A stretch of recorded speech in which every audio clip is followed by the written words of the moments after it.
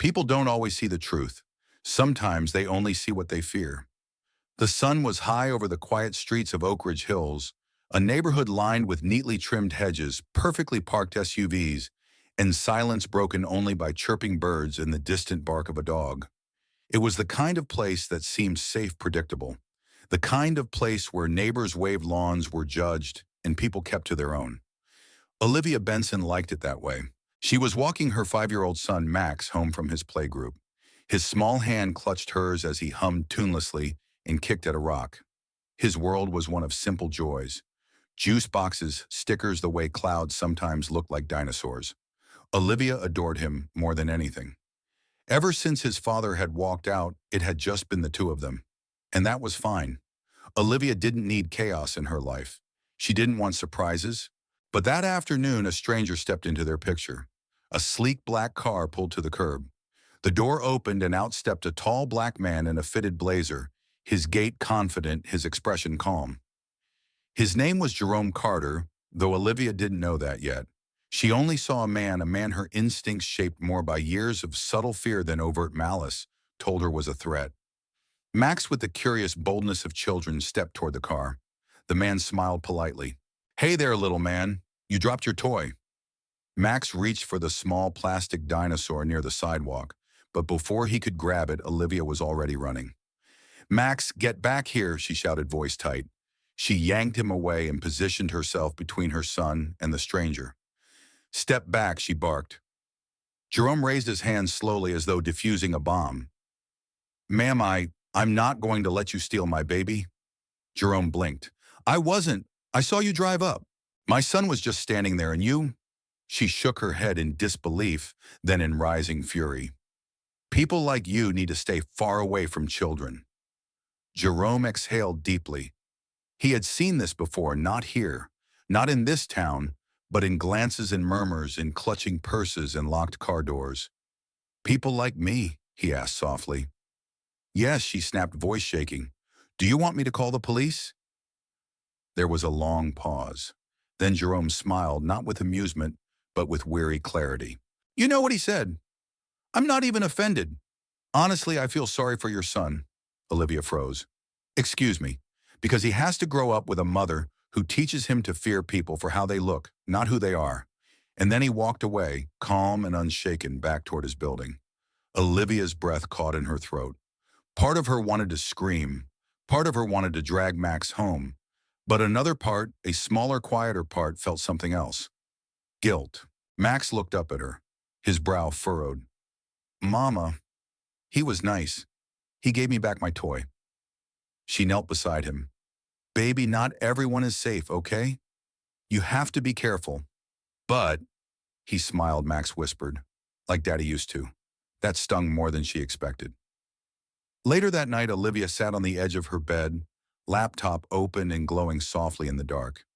She was scrolling through job listings again, the same desperate routine of the past 3 months. Bills were stacking, rent was looming, Max needed new shoes, she needed hope. And then she saw it, data analyst, Bridgestone Analytics, full-time benefits, immediate hire. She clicked instantly. It was in her field. And she could do the job, Excel, SQL, analytics, problem-solving, all of it. She filled out the application and hit send. Somewhere else at nearly the same moment, Jerome Carter did the same. 2 resumes, 2 names, 2 lives, and a collision neither of them saw coming. The morning air was brisk as Jerome Carter stepped out of his apartment, laptop bag slung over one shoulder, a faint smile playing on his lips. For the first time in weeks, he felt a flicker of optimism. Bridgestone Analytics had called him back an interview. A real shot. He had done everything right. His suit was freshly pressed, his resume reviewed to perfection. And though the weight of past rejections still hung on him like a quiet shadow, today felt different. He needed this job. Bridgestone Analytics was known for its diversity claims and merit-based culture. That mattered to Jerome. In too many interviews, he'd seen the flicker of doubt in hiring managers' eyes before he'd even sat down. Cambridge on his resume hadn't always been enough to break through bias. But he wasn't bitter. He was patient and determined. The building towered above him as he arrived, sleek glass panels catching the morning sun, an emblem of modern industry. Inside, the lobby gleamed with pristine white floors and gentle classical music humming through the air. He checked in with the receptionist and was led up to the 15th floor. Jerome straightened his tie and reminded himself to breathe. In a different part of town, Olivia Benson was running late. Max had spilled orange juice all over the only blazer she owned. She couldn't afford a sitter, and her neighbor was out of town. In the end, she stuffed snacks and colored pencils into a tote and brought Max with her. "Mama, do I get to see your work?" he asked excitedly as they entered the building. "Maybe, sweetie, but you have to be on your best behavior." Okay, she was nervous not just because she hadn't been on an interview in over a year, but because this job meant survival. Rent was overdue and her pantry was down to ramen and instant oatmeal. When the receptionist led her toward the interview room, Max clung to her hand. "We'll be fast," she promised. Then the door opened, and time froze. Jerome stood near the window, back to the light reviewing a document. As he turned, their eyes locked. Olivia's stomach dropped. No, it couldn't be. The same man, the one she had accused on the sidewalk just days earlier. The man she had called a threat.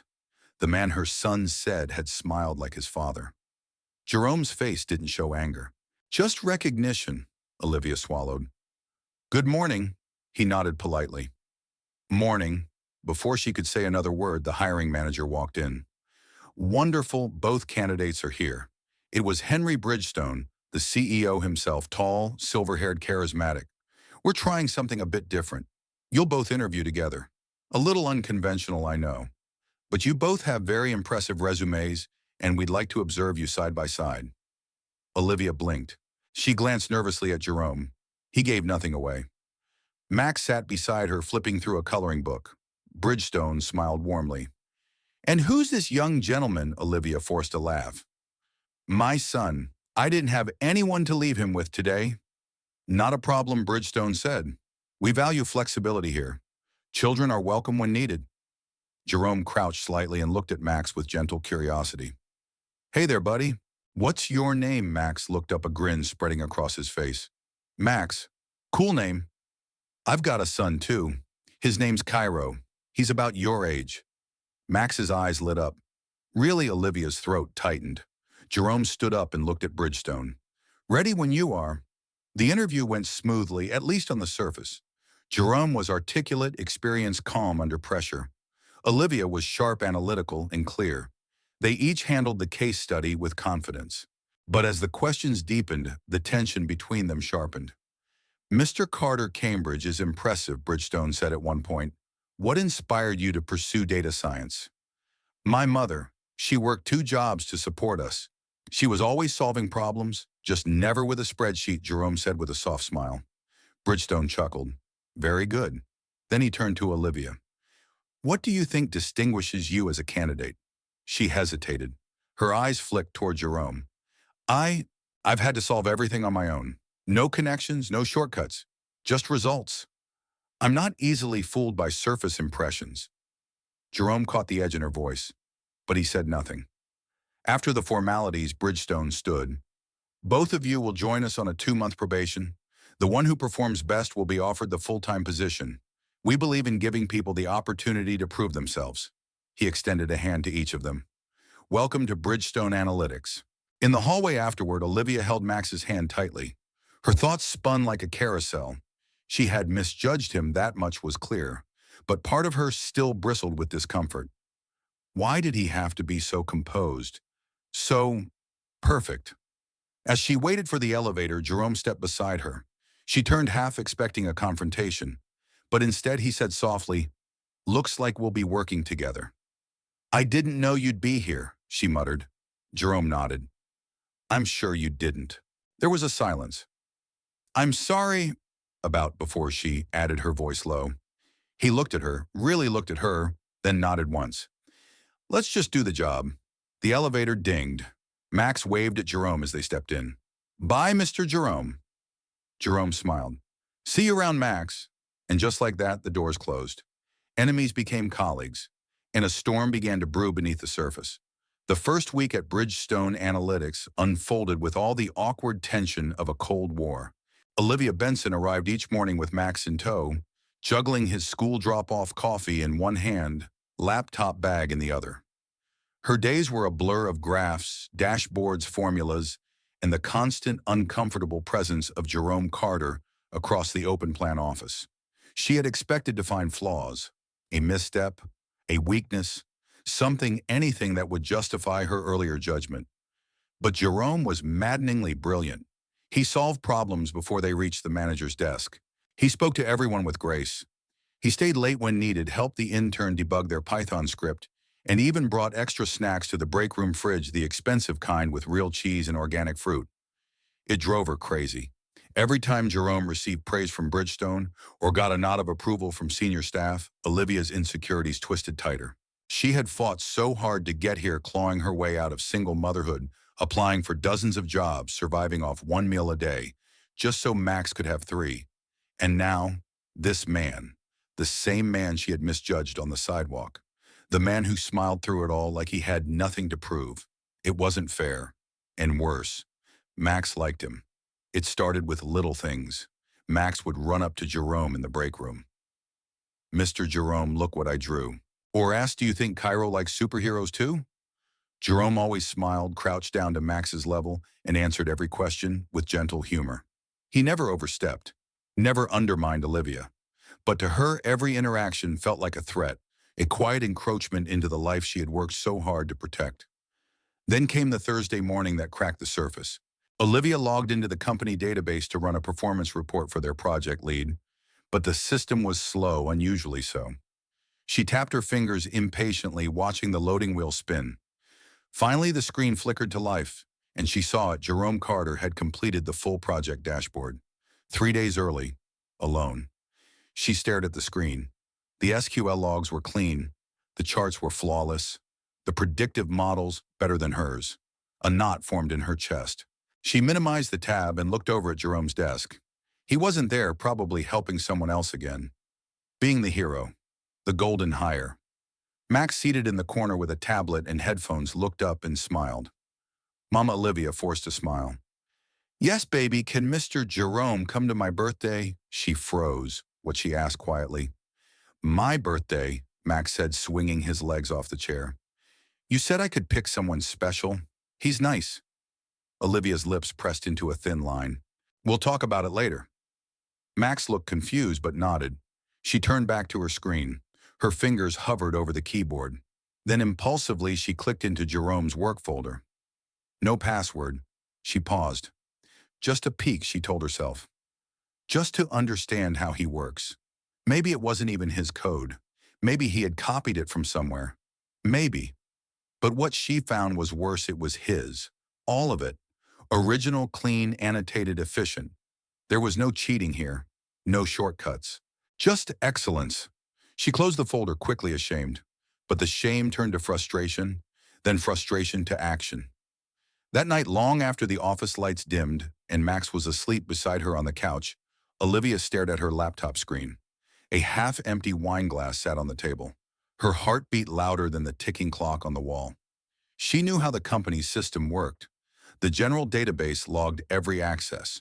But if someone used the public IP and timed the deletion precisely, it could mimic a remote system error. She had no plan to ruin everything, just to create doubt. Just enough to knock Jerome down a peg. He's too perfect, she told herself. Too polished. People like him always hide something. She opened the admin panel. Her fingers trembled. She hesitated. Then with one command, she deleted the performance reports Jerome had built. The database blinked. She closed the laptop. Immediately, the guilt set in, heavy, suffocating. But there was no turning back now. The next day began with chaos. Bridgestone stormed into the analytics floor, followed by 2 IT leads. "Our entire reporting base has been deleted," he announced, face pale. "We're running diagnostics now, but someone accessed the core database yesterday at 12:43 p.m. from inside this office." Everyone stopped. Silence. Jerome stood from his desk. "Is there a backup?" "There," said the IT lead, "but it's from last week. We lost critical updates. Whoever did this, I didn't even touch the base yesterday," Jerome said. Bridgestone narrowed his eyes. "Then where were you at?" 12:43. "I was with Max," Jerome said, turning toward Olivia. "We were doing arts and crafts during your meeting." Olivia froze. Every eye turned to her. She opened her mouth. I... Jerome looked confused. You remember right before she could speak, her computer pinged a notification from the IT system. Someone had already logged in with her credentials. Jerome's. Olivia's heart sank. Her plan had spiraled. Wait, she said, standing. Wait, this doesn't make sense. Maybe Jerome stared at her now, a flicker of realization in his eyes. Bridgestone's voice cut through the rising tension. Until we figure this out, Jerome, I need you to step away from your account. We'll continue this in my office. Max tugged at Olivia's sleeve again. Mama, why are they mad at Mr. Jerome? He didn't do anything. We were together. He helped me with the drawing. The room went still. Jerome's eyes softened as he looked at the boy, and Olivia's world began to unravel. For the first time in weeks, Olivia Benson walked into Bridgestone Analytics, not with dread, but with resolve. She had done something unforgivable, and yet Jerome had chosen not to punish her, at least not in the way she expected. He hadn't demanded her firing. He hadn't lashed out. Instead, he'd offered something far more difficult to accept than anger. A second chance. She intended to earn it. Jerome, for his part, wasn't interested in revenge. He had been through too much in life: judgment, suspicion, microaggressions that rarely made headlines but always left bruises. What Olivia had done hurt, yes, but it wasn't new. What was new was her honesty, and that he respected. He arrived early that day as usual. When Olivia entered the office, she didn't try to avoid him. She walked straight up to his desk. "Can we work on the dashboard rebuild today?" she asked. Jerome glanced up. "I've already started. I saved the framework, just need your help cleaning the metrics." Olivia nodded. "Let's do it." And just like that, the healing began, not with grand gestures, but with quiet collaboration. Over the next several days, something changed in the air at Bridgestone Analytics. Where tension once lingered, teamwork bloomed. Colleagues began to notice. Olivia, once sharp-edged and closed off now, took time to explain things to interns. Jerome, always generous now, had someone matching his pace, not competing, but complementing. Their efforts showed in the numbers. The new dashboard they built together was more efficient than the original. Cleaner, smarter. One afternoon, Bridgestone stopped by their desk with 2 cups of coffee. "I don't usually say this," he said, "but I was wrong to pit you two against each other." They looked up. "You're not rivals," he said. "You're partners, and exactly what this company needs." He turned to Olivia. "I hope you see now, no one here wins by tearing someone else down." "I do," she said softly, and she meant it. That weekend, Jerome took his son Cairo to the park. It was a rare free day, no deadlines, no distractions, just wind in the trees and the sound of a ball bouncing on the pavement. Cairo, 7 years old and full of questions, turned to his father. "Are you still working with the lady who didn't like you?" Jerome smiled. "Yes. She's still mean." "No," he said. "She changed." Cairo paused. "People can do that." "They can," Jerome said, watching his son climb onto the slide, "if they want to." On Monday, Olivia approached Jerome in the break room. "I was wondering," she began nervously, twisting her hands. "Would you and Cairo like to have dinner with us sometime? Max keeps asking." Jerome raised an eyebrow. "Look," she said quickly, "it's not about guilt or making anything right. It's just, Max really likes you, and I think he'd love to meet your son." There was a pause, then Jerome nodded. "Sounds good." The dinner was simple: spaghetti, garlic bread, juice boxes for the kids. But it was more than a meal. It was a moment. Max and Cairo hit it off instantly. Within minutes, they were building a Lego spaceship in the living room, arguing about which superhero would win in a fight. Jerome and Olivia watched from the kitchen table. "They're a lot alike," Olivia said, smiling. "Yeah," Jerome replied. "Maybe they'll grow up seeing the world a little clearer than we did." She nodded. "I hope so." There was a silence, not awkward, but comfortable. Olivia looked at him. "You're a better man than I deserve to work with." Jerome met her gaze. "You're not the same woman who judged me on the sidewalk." And just like that, the past began to fade. Sunlight filtered through the gauzy white curtains of Olivia's apartment. The smell of pancakes filled the air, and laughter echoed down the hallway. Max and Cairo were in the living room, sitting cross-legged on the floor, surrounded by colored pencils and a sheet of poster board. Together, they were drawing their team badge, a superhero crest they'd invented for their imaginary crime-fighting duo, Captain Max and the Cairo Kid. Olivia stood in the kitchen doorway, coffee in hand, watching them. She hadn't realized until recently how much weight she had been carrying, the weight of judgment, of single motherhood, of always having to be better just to be considered enough. It took almost losing everything to see the quiet harm that fear and pride had done. And it took Jerome, not angry, not bitter, to remind her that kindness is stronger than vengeance. Jerome arrived a little after 10 with a plate of homemade cinnamon rolls in one hand and a Lego Star Wars set in the other. The boys rushed him like a rock star. Mr. Jerome, Max shouted. Uncle J. Cairo grinned. Jerome smiled and handed them the box. Only if your moms say it's okay. Olivia shook her head with a smirk. I'll allow it, on the condition that you help build it and clean it up. You drive a hard bargain, he said, feigning defeat. The morning unfolded in waves of calm joy. Coffee turned into brunch. Conversations drifted from small talk to real talk about career goals, parenting regrets, and the unpredictable beauty of second chances. For the first time in months, Olivia didn't feel like she was bracing for impact. Later that afternoon, the four of them walked together to the neighborhood park. Other parents glanced curiously at the pairing, a black man and a white woman walking side by side, their children laughing ahead of them. But no one said anything. No one needed to. It was enough that the boys were happy. At the swings, Cairo jumped off midair and rolled on the grass triumphant. Max followed, crashing beside him in giggles. They act like they've known each other forever, Olivia said. Jerome nodded. Kids don't carry our baggage. They only inherit it if we hand it to them. That line lingered between them. They sat down on a bench side by side. Not close, not distant, just enough for comfort. Do you think we would have been friends, Olivia asked, if we hadn't started the way we did? Jerome chuckled.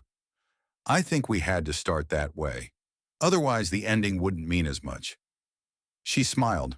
The wind picked up slightly, tugging at the leaves. The sun dipped lower, casting a golden glow over the park. The boys came running back, flushed and breathless. Can we have a sleepover? Max asked. Please, Cairo added. Jerome raised an eyebrow. What do you think, Olivia? She pretended to consider. Only if you both eat your vegetables for dinner. Even broccoli, Max groaned. Especially broccoli. Jerome laughed. As the sun set and the world softened into twilight, Olivia looked around and saw something she hadn't felt in years, not since before her life turned hard and guarded. She felt peace, not because everything was perfect, but because healing had started. Because two people who might never have spoken were now rewriting what their children would remember. And because forgiveness, real honest forgiveness, had made space for something better. Not just tolerance, not just coexistence, but connection. 3 months later, Jerome and Olivia were both officially hired as full-time analysts at Bridgestone Analytics. Their dashboard work was praised at the national conference. Together, they led a new company initiative for mentoring underprivileged youth in data careers. But the real legacy they built wasn't in the office. It was in the laughter of two little boys on a summer day racing each other across a park free from the shadows their parents once carried.